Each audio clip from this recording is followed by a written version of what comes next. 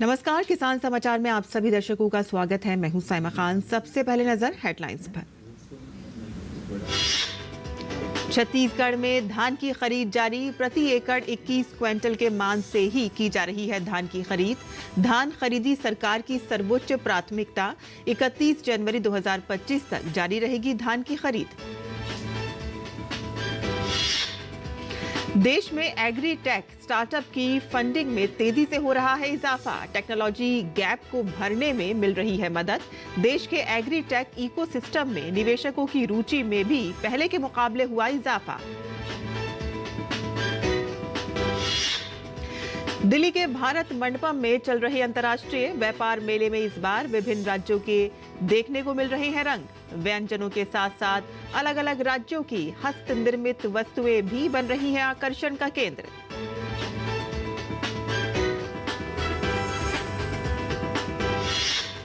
Delhi NCR की वायु गुणवत्ता में हुआ थोड़ा सुधार, लेकिन अभी भी पूरी तरह से नहीं मिली है राहत। केंद्रीय प्रदूषण नियंत्रण बोर्ड द्वारा जारी आंकड़ों के अनुसार कई इलाकों में AQI सुबह से ही 300 के पार।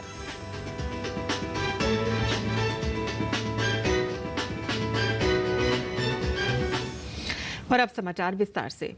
छत्तीसगढ़ के मुख्यमंत्री विष्णुदेव सहाय ने कहा है कि इस वर्ष भी किसानों से प्रति एकड़ 21 क्विंटल धान के मान से ही धान खरीदी की जा रही है और किसानों को इस मामले को लेकर किसी प्रकार का भ्रम नहीं होना चाहिए। उन्होंने कहा कि इस संबंध में भ्रम फैलाने वालों के विरुद्ध सख्त कार्रवाई की जाएगी। उन्होंने कहा कि धान खरीदी सरकार की सर्वोच्च प्राथमिकता है।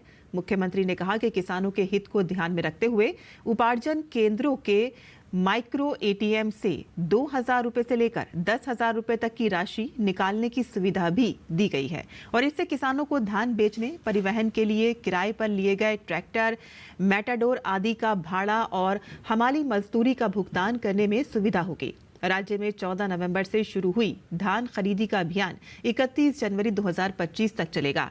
खरीफ वर्ष के लिए 27.68 लाख किसानों द्वारा पंजीयन कराया गया है। इसमें 1.45 लाख नए किसान शामिल हुए हैं।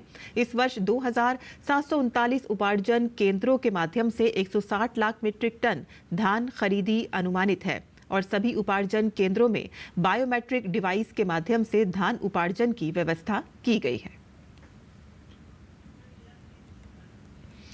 किसान खेती से अधिक पैदावार प्राप्त कर सकें और अपनी आमदनी को बढ़ा सकें, इसके लिए सरकार द्वारा कई प्रयास किए जा रहे हैं और इसी कड़ी में राजस्थान सरकार द्वारा किसानों को जिप्सम पर भारी अनुदान दिया जा रहा है, जिसके लिए राज्य के सभी जिलों के लिए लक्ष्य जारी कर दिए गए हैं। राजस्थान में भूमि सुधार कार्यक्रम के अंतर्गत किसानों को निःशुल्क एवं राष्ट्रीय खाद्य सुरक्षा मिशन दलहन योजना के तहत 50% अनुदान पर जिप्सम मिलेगा।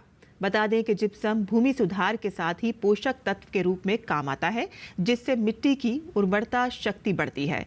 किसानों को अनुदान पर जिप्सम लेने के लिए सबसे पहले अपने खेत की मिट्टी की जांच करानी होगी। जांच रिपोर्ट में जिप्सम की आवश्यकता की सिफारिश प्राप्त करने के बाद किसान राज किसान साथी सुविधा ऐप पर जिप्सम मांग अपलोड कर दें। विभागीय चैनल के अनुसार जिप्सम मांग आपूर्तिकर्ता को पहुंचाई जाएगी, जो KVSS-GSS के माध्यम से किसानों को उपलब्ध कराई जाएगी। देश में एग्री टेक स्टार्टअप की फंडिंग में तेजी से इजाफा हो रहा है और इसमें टेक्नोलॉजी गैप को भी भरने की महत्वपूर्ण क्षमता है। RBI के एक पेपर के मुताबिक मौजूद समय में देश में 19 एग्रीटेक यूनिकॉर्न और 40 मिनीकॉर्न हैं, जो AI जैसी उभरती टेक्नोलॉजीज को अपना रहे हैं और मॉडल विकसित कर रहे हैं। और इसके साथ ही देश के एग्रीटेक इकोसिस्टम में निवेशकों की रुचि भी पहले के मुकाबले बढ़ी है। 2021 में निवेशक बढ़कर 1.25 अरब डॉलर हो गया था, जो कि 2019 में 370 मिलियन था। Digital India, make in India, startup funding और एक्सेलेरेटर और इनक्यूबेटर इनिशिएटिव जैसी सरकारी पहल से एग्रीटेक स्टार्टअप में समर्थन मिला है। दिल्ली के भारत मंडपम में चल रहे अंतर्राष्ट्रीय व्यापार मेले में इस बार तमाम राज्यों के व्यंजन देखने को मिल रहे हैं। यहां सबसे ज्यादा आकर्षण का केंद्र पंजाब के लजीज व्यंजन बने हुए हैं और कैसे बता रहे हैं हमारे संवाददाता गिरीश निशाना।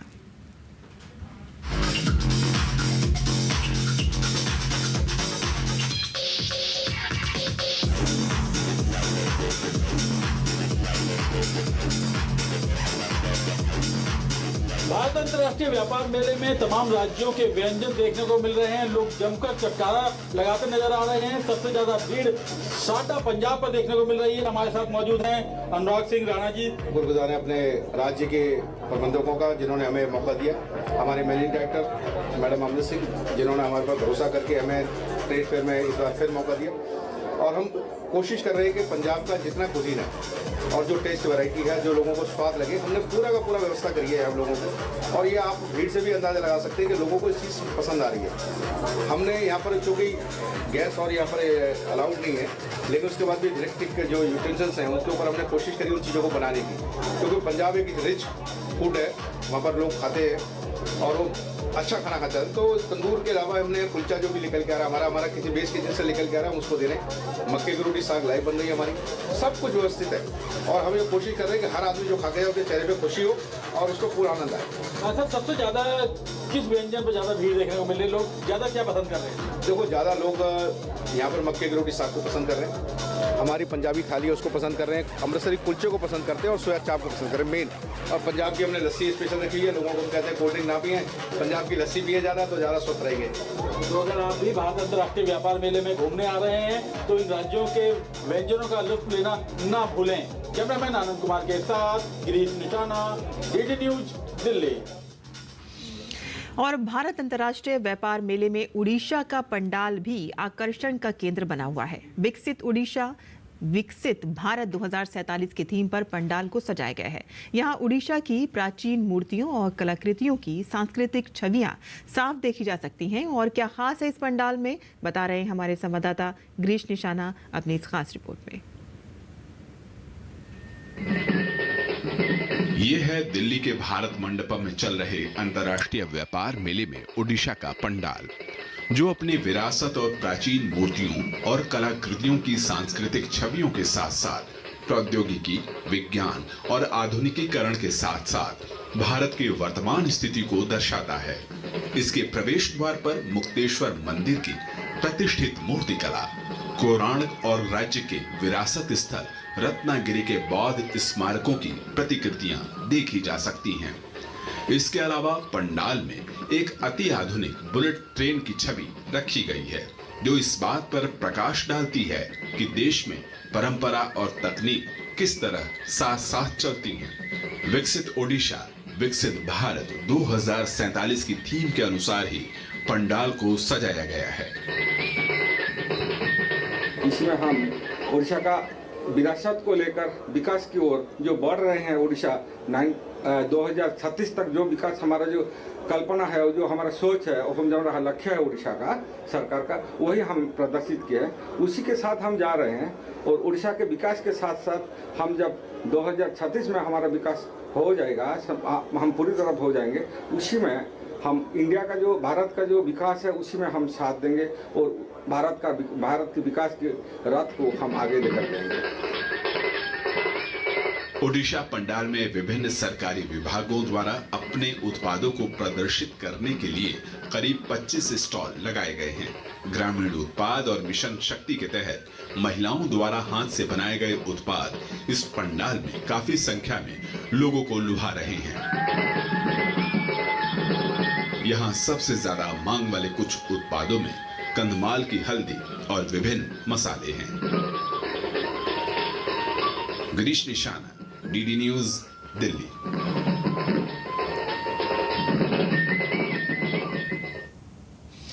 और आत्मनिर्भर बनने के जुनून से लैस एक उभरते उद्यमी बीटेक छात्र मोहम्मद इकबाल ने कुपवाड़ा जिले में उच्च नस्ल के पोल्ट्री फार्म की शुरुआत की है।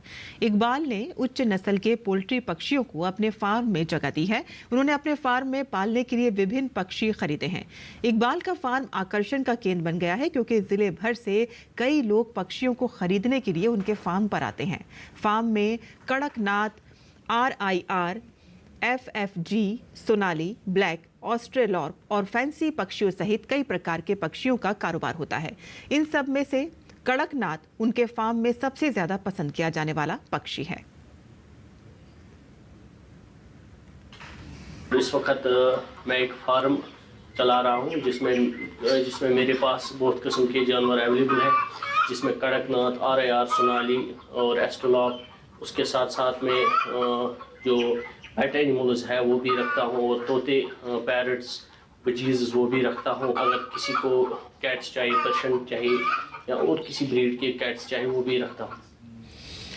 इकबाल ने बताया है कि उन्होंने 200 पक्षियों के साथ इस फार्म की शुरुआत की थी और बाद में ये संख्या 3000 तक पहुंच गई। उनका फार्म प्रेरणा का स्रोत बन गया है और इस काम में इकबाल के परिवार का समर्थन उनके लिए जीवन रेखा बन गया है और उनके सपने को हकीकत में बदल दिया।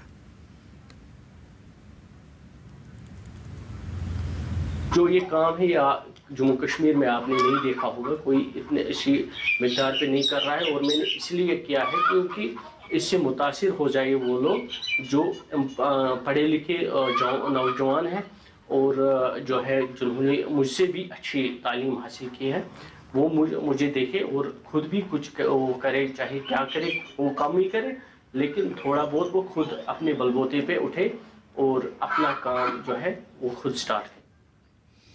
इकबाल का कहना है कि युवाओं को अपना खुद का उद्यम स्थापित करने के लिए विभिन्न विभागों द्वारा चलाई जा रही वित्तीय योजनाओं का लाभ उठाना चाहिए।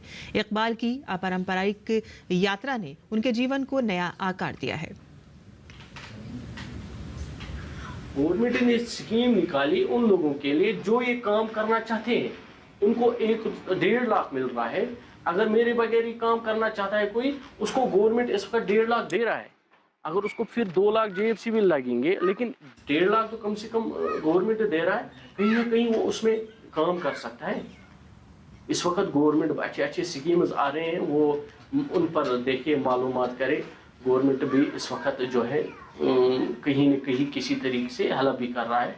तो मेरे हिसाब से अनएम्प्लॉयमेंट लोगों से यही रिक्वेस्ट रही कि उनके लिए बेहतर है कि वो खुद अपनी टांगों पे उठे, खड़ा हो जाए, खुद अपने फ्यूचर के लिए कुछ करे। राजस्थान के कृषि एवं जल शक्ति मंत्रालय के संयुक्त सचिव मुक्तदरन अग्रवाल ने किसानों के खेतों में कृषि एवं उद्यानिकी गतिविधियों का अवलोकन किया।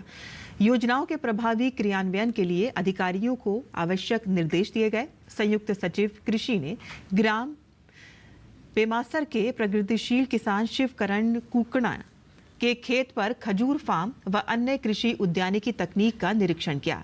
प्रगतिशील किसान शिवकरण ने बताया कि उनके द्वारा 2.5 हेक्टेयर क्षेत्रफल में साल 2010 में खजूर बगीचा उद्यान विभाग के सहयोग से पूर्णतः बूंद बूंद सिंचाई संयंत्र आधारित स्थापित किया गया था। उनके द्वारा प्रत्येक खजूर फल वृक्ष से 200 किलो तक का फल उत्पादन प्राप्त हो जाता है। खजूर फल बागीचा स्थापना के साथ ही समन्वित कृषि प्रबंधन से अच्छा लाभ कमा रहे हैं। अग्रवाल ने प्रगतिशील किसान शिवकरण द्वारा किए गए प्रयासों की सराहना की व विभाग को निर्देश दिए हैं कि जिले के अन्य किसानों को भी खजूर फल बगीचा स्थापना के लिए प्रोत्साहित किया जाए।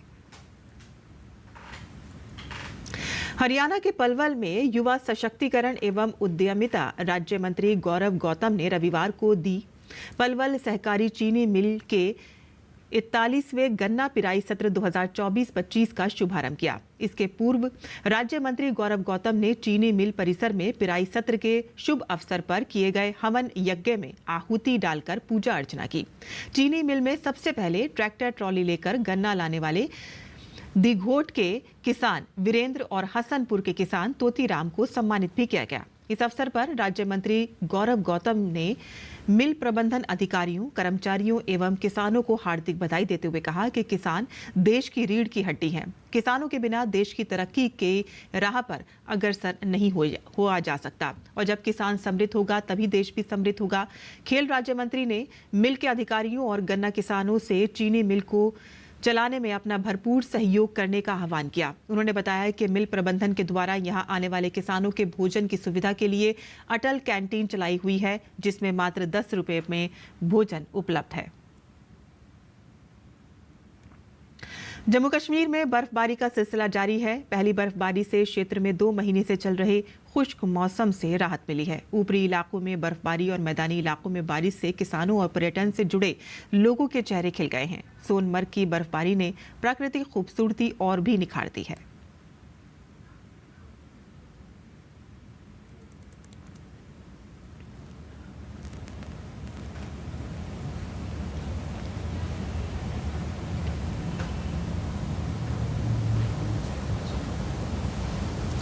दिल्ली एनसीआर में पहले से वायु गुणवत्ता में मामूली सुधार देखने को मिल रहा है। केंद्रीय प्रदूषण नियंत्रण बोर्ड द्वारा जारी आंकड़ों के अनुसार कई इलाकों में सुबह AQI 300 के ऊपर दर्ज किया गया। शादीपुर में AQI 346 दर्ज किया गया, मुंडका में AQI 340 दर्ज किया गया, आनंद विहार में AQI 334 और वजीरपुर में AQI 328 दर्ज किया गया।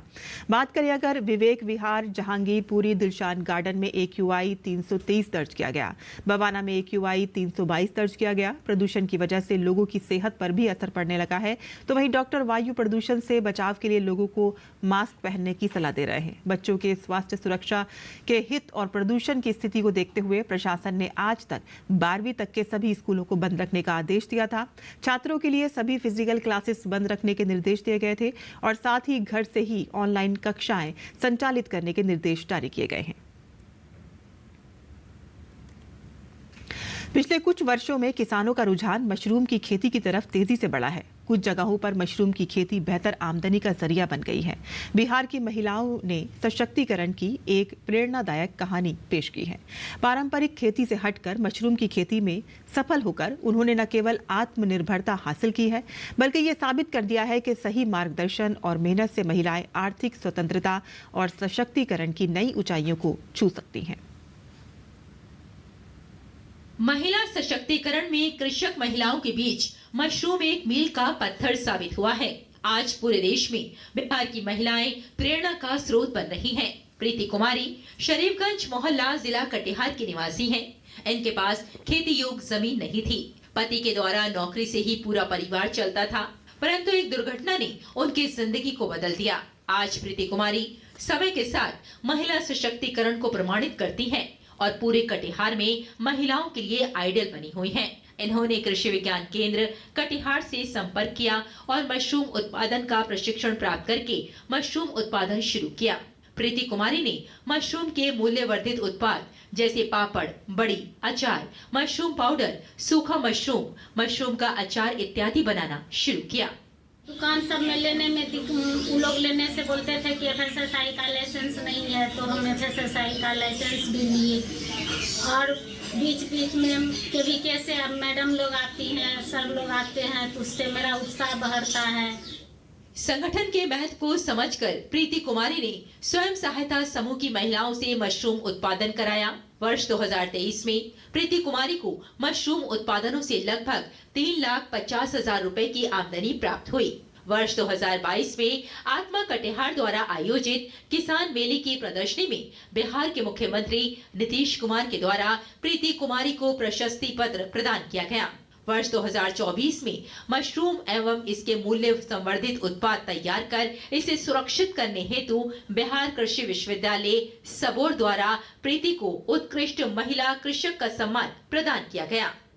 मशरूम उत्पादन में पहले बिहार का स्थान बहुत पीछे था और हमारी महिला सशक्तिकरण के माध्यम से महिलाओं ने जो योगदान किया है उसमें पहले स्थान पे आ गया। और अभी जो सबसे बड़ी क्रांति हुई है कि मशरूम जब रॉ मटेरियल अभी हम लोग मिड डे मील में भी शामिल करा रहे हैं इसको, और अभी जब मशरूम बच जाता है तो उसको हम लोग ड्रायर के माध्यम से महिलाएं सुखा लेती हैं और उसको थोड़ा सा उसकी तकनीक है उससे आगे वो प्रयोग कर सकती है, जिससे सालों भर मशरूम उपलब्ध हो जा रहा है, ड्राई मशरूम। ये एक बड़ी सफलता मिली है। वहीं बिहार कृषि विश्वविद्यालय सबोर की प्रसार शिक्षा निदेशक डॉक्टर रविंद्र कुमार सोहाने ने कहा कि मशरूम उत्पादन महिला सशक्तिकरण के लिए एक वरदान साबित हुआ है। शुरू में इन्होंने मशरूम उत्पादन किया, लेकिन जब मशरूम उत्पादन करने लगी तो इनको थोड़ा सा विपणन की समस्या आने लगी। कई बार सेल्फ मशरूम नहीं बिक पाता था, तो इन्होंने एक बहुत अच्छा काम किया कि इन्होंने इसके उत्पाद बनाने शुरू किए। उसमें इन्होंने काफ़ी अच्छा काम किया और इन्होंने 27 तरह के अचार मशरूम के और मशरूम के बड़ी, पापड़, विभिन्न तरह के प्रोडक्ट ये बना रही हैं और मार्केटिंग भी कर रही हैं। महिलाएं अपनी कठिनाइयों के बीच इसे बखूबी घरेलू उत्पाद में चयनित कर अपने आप को आर्थिक समृद्ध कर रही हैं। बिहार के कई जिलों में आज महिला मशरूम के माध्यम से महिला सशक्तिकरण का एक मजबूत उदाहरण पेश किया जा रहा है। ब्यूरो इनपुट के साथ किसान समाचार के लिए। और किसान समाचार में अब बात करते हैं मौसमी खेती की। किसान इस मौसम में कैसे रखें अपनी खेती का ख्याल, आइए देखते हैं।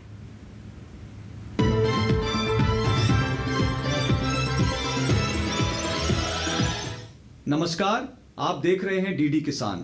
मैं हूं एआई कृष और आज हम हिमाचल प्रदेश और उत्तराखंड में होने वाली खेती किसानी से संबंधित सलाहों के बारे में पूरी जानकारी देंगे। हिमाचल प्रदेश के किसान इस समय गेहूं की बुवाई कर सकते हैं। हिमाचल प्रदेश में प्याज और लहसुन की बुवाई की जा सकती है। बुवाई से पहले इनके बीजों को उपचारित जरूर कर लें। यहाँ के मध्य पर्वतीय इलाकों के किसान फूल गोभी, पत्ता गोभी, ब्रोकली और मटर की बुवाई कर लें। हिमाचल के निचले इलाकों के किसान मूली, शलजम और गाजर की बुवाई कर सकते हैं।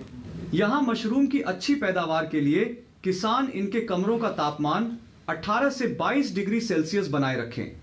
उत्तराखंड के पंतनगर के किसान मसूर की बुवाई के लिए खेत तैयार कर लें। यहाँ के किसान प्याज की नर्सरी को खरपतवार से मुक्त रखें। उत्तराखंड के नैनीताल में इस समय गेहूं की बुवाई की जा सकती है। यहाँ के किसान राजमा की पकी फसलों की तुड़ाई कर लें। नैनीताल में मेथी की पूसा कसूरी जैसी किस्मों की बुवाई की जा सकती है। नैनीताल में ही किसान बाजरे की पकी फसलों की कटाई कर लें। उत्तराखंड के उधम सिंह नगर के किसान आलू की कुफरी, बादशाह, कुफरी ज्योति, कुफरी अलंकार और कुफरी चंद्रमुखी जैसी किस्मों की बुवाई कर सकते हैं।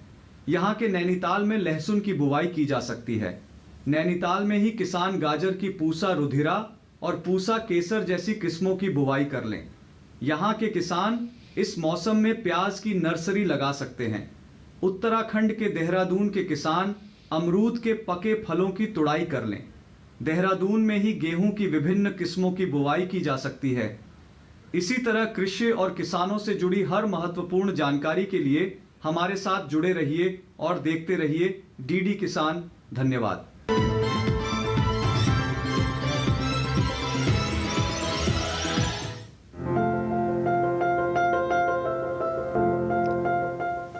किसान इस समय खेतों में फूल गोभी की बुवाई कर सकते हैं। फूल गोभी की पूसा मेघना और पूसा कार्तिक संकर किस्मों की बुआई इस समय की जा सकती है।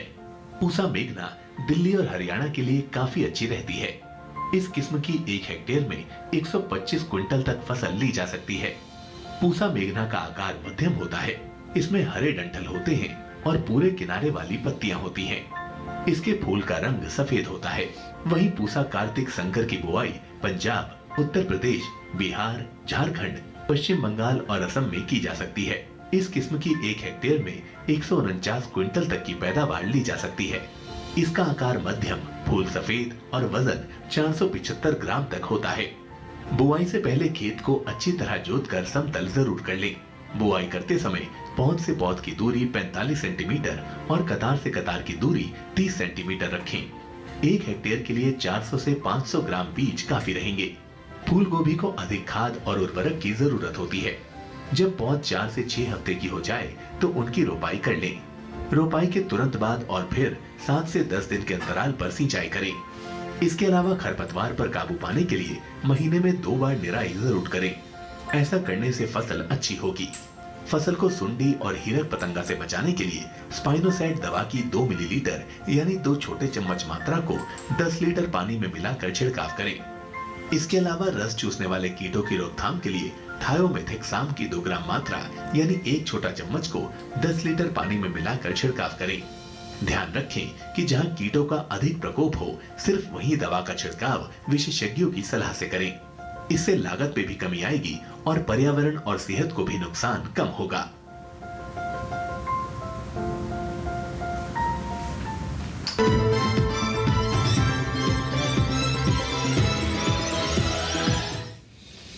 और खेती किसान से जुड़ी खबरों के बाद आइए अब नजर डाल लेते हैं कुछ और खबरों पर। खास खबर में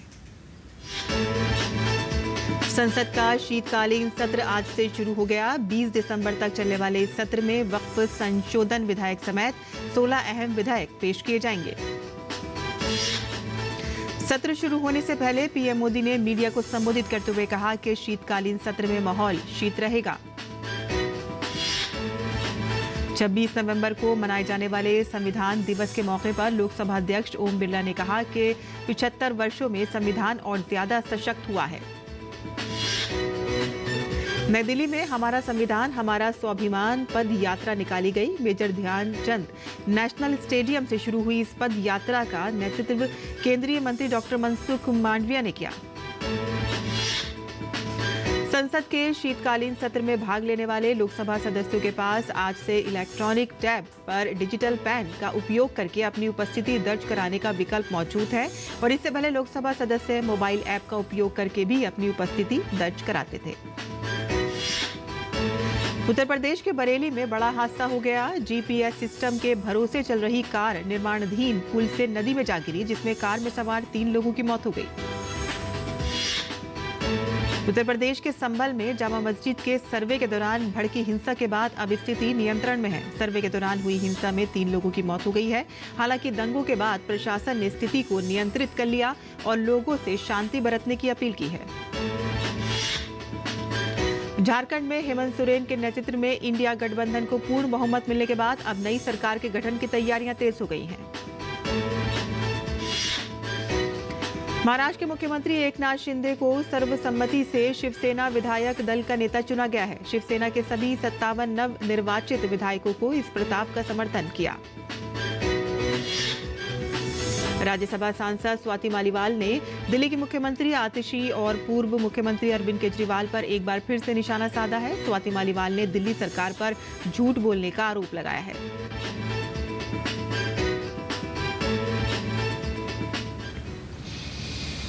किसान समाचार में आज के लिए बस इतना ही। अनुमति दें। नमस्कार।